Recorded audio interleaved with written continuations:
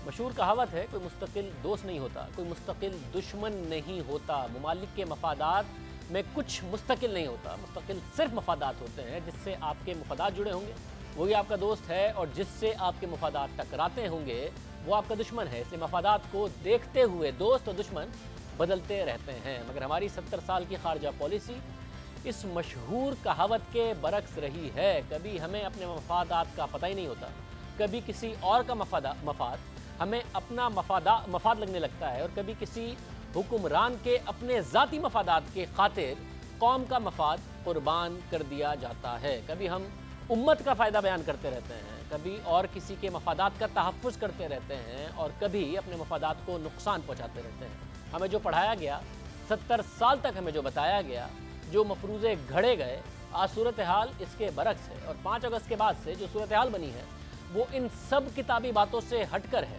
उसमें हमारे लिए सबक है, और सबक यही है कि बैनुल-अक़वामी ताल्लुकात मज़हब की बुनियाद पर नहीं, रंग, नस्ल, ज़बान और गिरोह की बुनियाद पर नहीं, मफादात की बुनियाद पर इस्तवार होते हैं। मफादात और सिर्फ मफादात ताल्लुकात की बुनियाद होते हैं, मज़हब, रंग और नस्ल नहीं होती ताल्लुकात की बुनियाद। यही बात अरब ममालिक के रवैये से समझ में आ रही है। ज़मीनी हकीकत यह है कि 5 अगस्त को भारत ने कश्मीर की खुसूसी हैसियत ख़त्म कर दी। पाकिस्तान ने इस पर सख्त रद्द-ए-अमल दिया, बड़े बड़े फैसले लिए, दुनिया भर में कश्मीर का मुकदमा लड़ने का ऐलान किया। तवक्को ये जाहिर की गई कि वो इस्लामी ममालिक उसका साथ देंगे, मगर हुआ क्या? सिर्फ चीन और तुर्की ने हमारे हक़ में बयानात दिए, और अगर कोई मुल्क पाक भारत ताल्लुकात में बेहतरी के लिए कोशां है तो वो अमरीका है जिसने इसका इजहार किया। बाकी किसी ब्रादर मुल्क ने कुछ नहीं कहा। वो ममालिक जिनके तहफ़्फ़ुज़ात के लिए हम अपने ममालिक में रैलियाँ निकालते रहे हैं, अपने ही हम वतनों से लड़ते रहे हैं, फतवे लगते रहे हैं, फ़िरक़ा वाराना जंग होती रही है, इन ममालिक ने एक लफ्ज़ तक नहीं कहा। किसी ने भारत की मज़म्मत तक नहीं की, किसी ने मकबूजा कश्मीर में इंसानी हुकूक़ का ज़िक्र नहीं किया। मुस्लिम ममालिक में अगर आवाज़ आई तो तुर्की और ईरान से। ऐसा क्यों है? इसलिए क्योंकि इन ममालिक के अपने अपने मफादात हैं। मफादात का जिक्र खुद वज़ीर ख़ारजा शाह महमूद कुरैशी ने भी किया, और कहा कि अरब ममालिक के अपने कारोबारी मफादात। वैसे तो हम उम्मा और इस्लाम की बात तो करते हैं, भाई उम्मा के मुहाफ़िज़ों ने बहुत सी इन्वेस्टमेंट्स कर रखी हैं वहाँ, उनके मफादात हैं वहाँ। मैंने इशारतन कह दिया, एक अरब की मार्केट है, जज्बात उभारना तो आसान काम है, एतराज़ करना उससे भी आसान है, लेकिन एक मसले को समझकर आगे ले जाना पेचीदा है। आगे वो लोग आपके लिए हार लेके नहीं खड़े। सिक्योरिटी काउंसिल में जो P5 मेंबर्स हैं उनमें से कोई भी रुकावट बन सकता है। क्या आपको कोई शक है? नहीं होना चाहिए। Do not live in a fool's paradise. Let the people of Pakistan be aware. इन ममालिक का मफाद इसी में है कि उनके भारत से ताल्लुकात बेहतर हों। यही वजह है कि जब हमारी पूरी दुनिया में कश्मीर का मुकदमा हमारी हुकूमत लड़ रही है, हमारे ब्रादर इस्लामी ममालिक, मुत्तहिदा अरब अमारात ने भारतीय वज़ीर आज़म नरेंद्र मोदी को अपने सबसे बड़े शहरी एजाज़ ज़ैद मेडल से नवाजा। इसके अलावा भारत के बानी महात्मा गांधी के यौम पैदाइश के हवाले से खुसूसी डाक टिकट भी जारी किया। मुत्तहिदा अरब अमारात के अमीर शेख ज़ैद ने ट्वीट किया कि नरेंद्र मोदी को यह अवार्ड दोस्ती और ताउन को फ़रोग़ देने में उनके किरदार के एतराफ़ में दिया गया है। भारतीय वज़ीर आज़म नरेंद्र मोदी को अवार्ड दिए जाने पर पाकिस्तान में खूब तनक़ीद की गई कि भारत कश्मीर में मज़लूम मुसलमानों पर मज़ालिम ढा रहा है, और एक मुस्लिम मुल्क उसकी मजम्मत करने के बजाय उसे अवार्ड दे रहा है। बहुत सी जज्बाती बातें की गई। चेयरमैन सेनेट ने तो अपना दौरा ही मनसूख कर दिया। सोशल मीडिया पर अरब ममालिक पर तनक़ीद शुरू हो गई। ये सब कुछ अचानक नहीं हुआ। नरेंद्र मोदी ने इक़्तिदार में आकर अरब ममालिक के साथ ताल्लुकात पर खुसूसी तवज्जो दी। अगस्त 2015 में उन्होंने मुत्तहिदा अरब अमारात का दौरा किया। ये 34 साल में किसी भी भारतीय वज़ीर आज़म का पहला दौरा था। वहाँ उनका गैर रिवायती इस्तकबाल हुआ। नरेंद्र मोदी ने पहली बार मस्जिद का दौरा किया। वो अरब अमारात की तारीखी मस्जिद शेख ज़ैद मस्जिद गए। इस मौके पर अरब अमारात ने अपनी सरजमीन पर मंदिर तामीर करने का भी ऐलान किया। यही नहीं, नरेंद्र मोदी ने दुबई स्टेडियम में भारतीय शहरियों की बड़ी तकरीब से भी खिताब किया। हालांकि दुबई में सियासी सरगर्मियों की इजाज़त नहीं है। ये सब कुछ क्यों हुआ?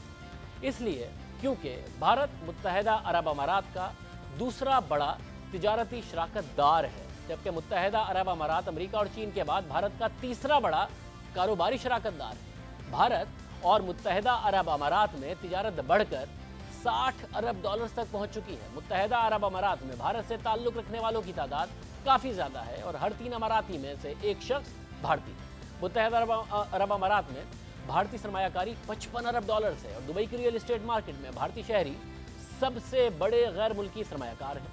सबसे अहम बात यह है कि दुबई की global port operator DP World मकबूजा कश्मीर में लॉजिस्टिक्स हब के क़याम का इरादा रखती है। बहुत बड़ी सरमायाकारी है। यही वजह है कि जब कश्मीर का मामला सामने आया तो उस वक्त मुत्तहदा अरब अमारात के भारत में सफ़ीर ने इस मामले को भारत का अंदरूनी मसला करार दिया और फिर मुत्तहदा अरब अमारात के अमीर ने भारतीय वज़ीर आज़म को आला सिविल अवार्ड से नवाजा।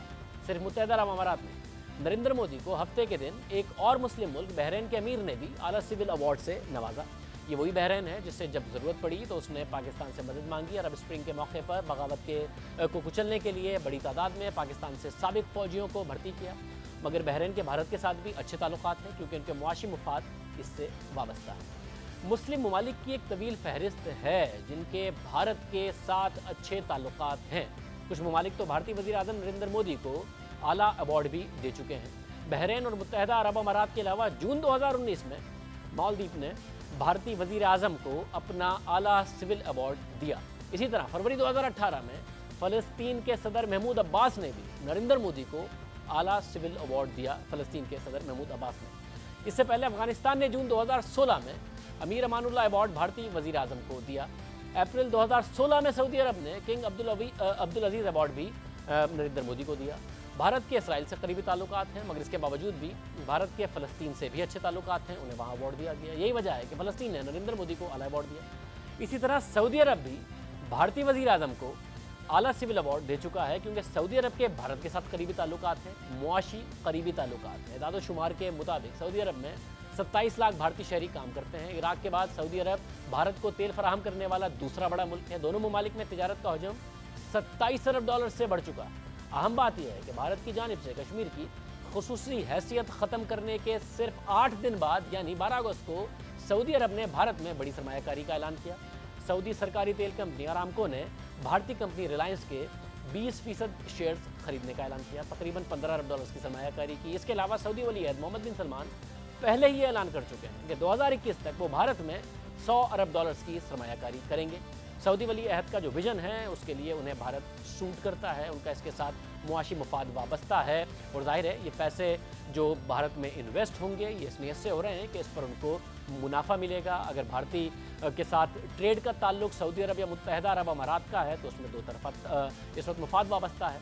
ये हैं वो बातें जिनकी वजह से अरब ममालिक के ताल्लुकात भारत से अच्छे हैं क्योंकि इन ममालिक के मफादात भारत के साथ जुड़े हुए हैं और भारत के मफादात इन अरब ममालिक से जुड़े हुए हैं। तकरीबन 70 लाख भारतीय शहरी गल्फ ममालिक में मुलाजमत करते हैं। मुस्लिम ममालिक और भारत में तकरीबन 100 अरब डॉलर की तिजारत है। सिर्फ चंद ममालिक का मवाजना ही हैरान कुन। तुर्की की भारत से तिजारत 7 अरब डॉलर की है। पाकिस्तान की तुर्की के साथ तिजारत तकरीबन 59 करोड़ डॉलर्स की है, बहुत ज़्यादा कम। इसी तरह सऊदी अरब और भारत में तिजारत का हजम 27 अरब डॉलर से ज़ायद है, जबकि पाकिस्तान और सऊदी अरब में सिर्फ 3.6 अरब डॉलर की तिजारत होती है।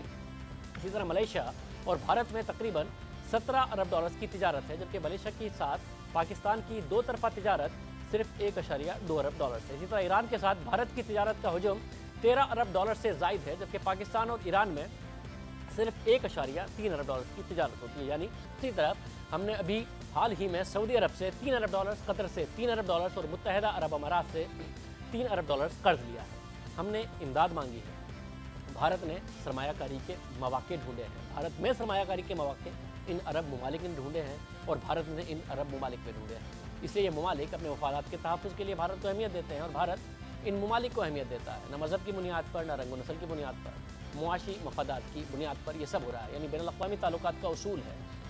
कुछ अर्सा पहले इस्लामी इत्तेहादी फ़ौज भी बनाई गई थी जिसमें तकरीबन 40 ममालिक की अफ़वाज को शामिल किया गया। इस फ़ौज की सरबराही भी साबिक़ आर्मी चीफ जनरल राहिल शरीफ को दी गई। बड़े बड़े दावे किए गए, उम्मत मुस्लिमा के इत्तेहाद के दावे किए गए, मगर उम्मत मुस्लिमा का इत्तेहाद भी इस पूरे मामले में कहीं दिखाई नहीं दिया। मुकम्मल तौर पर खामोशी है, ज़्यादा पुरानी बात नहीं है।